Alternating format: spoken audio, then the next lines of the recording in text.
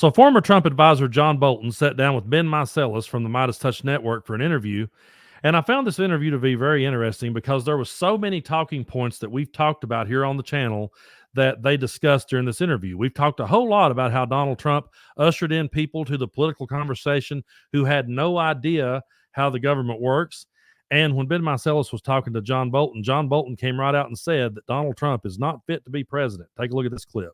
How big of a threat, Ambassador? I mean, you served as Donald Trump's national security advisor. How big of a threat do you say Donald Trump poses to our national security? Well, I think the basic problem is he's not really fit to be president. He having served 4 years, he came into the White House not knowing much about how the government operated, not knowing much about national security, and over a 4 year period, he didn't manage to learn very much. He doesn't appreciate the issues. He doesn't focus on strategy, philosophy, policy. He doesn't do any of that, as many people have observed across the range of government affairs. He's anecdotal, ad hoc, transactional, and worst of all, he sees everything through the prism of how does this benefit Donald Trump. So when you come to trying to make decisions on national security issues, he's not focused on what's at stake for the United States, what our options are, how we can protect our interests in the most effective way. And no president comes into the office fully equipped for all the challenges they're going to face. The job is too big. But responsible presidents learn and avoid mistakes they've made in the past. For Trump, every day is a new day. That's the way it is said he ran his real estate business, and maybe that was successful for him, but that's not the way you run the White House. So not only did Donald Trump usher in people into the conversation that knew nothing about government or politics, he himself knew nothing about government and politics. And what I find so interesting about that clip is, have you ever heard anyone say that any president in our lifetime came into office not knowing how it worked and then didn't learn anything during their term about how it works? I have read so many presidential memoirs. I have listened to so many interviews from former presidents where they talk about what a learning experience it was. And I've heard so many people talk about presidents and say, hey, when this guy came in, he learned a whole lot. He learned real quick about how the system worked and he learned how to navigate the waters. And you got a former advisor saying he didn't know what he was doing and he never learned from it. But on this next clip, Ben comes right out and asks him, hey, would you trust Donald Trump with the nuclear codes? And this is what John Bolton had to say. As a former national security advisor and the former national security advisor to Donald Trump, would you trust Donald Trump with the nuclear codes? Well, he's going to have them if he's president again, whether anybody trusts him or not. That's the way the system works. And I think that's the way it has to work. The president's the ultimate decision maker. But because he doesn't understand what the issues are, what the stakes are in international affairs, he's really not able to weigh the national security interest effectively. And for example, he has said repeatedly publicly himself, I'm not making this up, this comes out of his own lips, that he sees relations between countries as essentially being equivalent to the personal relationships between the heads of state. So he would say, if I have a good personal relationship with Vladimir Putin or Xi Jinping, then the United States has good relations with Russia or China.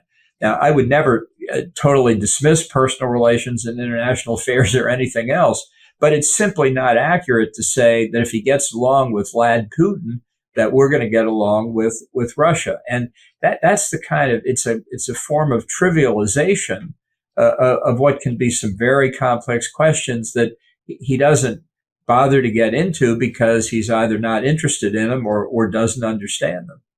Folks, I have to say, it's truly embarrassing that we had a president who thought that just because he got along good with a foreign leader, that meant our country would get along good with theirs. But we really shouldn't be surprised, because when he was asked about his personal relationship with God, his answer was, oh, I do great with the evangelicals. I get along great with them. Well, just because you get along good with a minister doesn't mean that you have a good personal relationship with God. And one thing we've talked a lot about here on the channel is how growing up in the 80s, we heard President Reagan say, Mr. Gorbachev, tear down that wall. And now we got Donald Trump telling Putin he can do whatever the hell he wants. Here, Ben asks John Bolton about that, and take a look at what Bolton's response was. I mean, did you ever think that in the Republican Party you'd go from Ronald Reagan, tear down the wall, Mr. Gorbachev, to Donald Trump saying, Vladimir Putin, I got a great relationship with him. He's a really good guy. You ever imagine that when you were kind of coming up in the ranks to be in the National Security Advisor? Well, no, that's pretty clear. In fact, I wouldn't even imagine a Democrat who would say something like that. I mean, you have to go back to Henry Wallace in 1948 to find anybody even comparable at the national level. And you would think over time that Trump would have learned something about what it's like to deal with leaders, adversaries like Xi Jinping or Putin or Kim Jong-un or the Ayatollah Khamenei or whomever it might be. But he doesn't grow. He doesn't learn. It's the same approach that he pursues on almost anything that comes across his desk. And I think that's very troubling too, because I do think national security matters endangering the safety of the people of the country ought to be treated differently than more routine matters. And that just never crossed his mind, I don't think. There was a time when you wouldn't have heard a Republican or a Democrat say the things that Trump says. That's because there was a time when we realized who our enemies was. But again, to hear a former advisor say that a president never grew and never learned anything in office, why would that ever be a guy that you would want to give a second chance to? Why would anyone out there, any reasonable person, want to give Donald Trump a second term when he didn't grow during his first one and he didn't learn a damn thing? And why would anyone want to give Donald Trump a second chance when he goes out here at these rallies and he praises the January 6th terrorists and insurrectionists and calls them patriots and hostages? I was really glad that Ben asked John Bolton about this, and here was Bolton's reply. He starts all of these events with the January 6th anthem. He's taken our national anthem. He's changed the words, and he now sings the song with the January 6th rioters who are in the D.C. jail, some of the most violent of the insurrectionists who he calls to free, and he calls them hostages. How odd, how weird, how dangerous is that rhetoric, and what do you make of that? Well, I think it shows Trump believes that he can win simply by mobilizing what he sees as his base. And I think the conduct that he displayed on January the 6th, all day long, basically, alone disqualifies him to be president. None of these people were in the Capitol on any legitimate business. And my own view as a law and order conservative is they all ought to be in jail for a very long period of time. I think January the 6th wasn't the worst of it, though. I think later when he said the Constitution itself should be suspended so that he could be declared the winner of the 2020 election. I mean, you're really in fantasy land at this point. But he talked about suspending the Constitution like you would think the ruler of a banana republic would say it. That is disqualifying. And it's obviously disturbing that people don't more widely see it that way, that they say, well, it's just Trump being Trump. And that's the danger. When he says these things, he's actually saying things he believes in. And it sometimes takes him a while. He talks about it and talks about it and talks about it. But then you find that he then actually acts on these things. And that's something else we've talked a whole lot about here on the channel, how Donald Trump is not doing anything to reach out to independent and moderate voters. He just thinks that he can mobilize that base, and that base is strong enough to win it. He's not trying to do anything to bring anyone else into the fold. As a matter of fact, he's doing everything he can to exclude anyone who disagrees with him, and he will surround himself with people who will only do his bidding.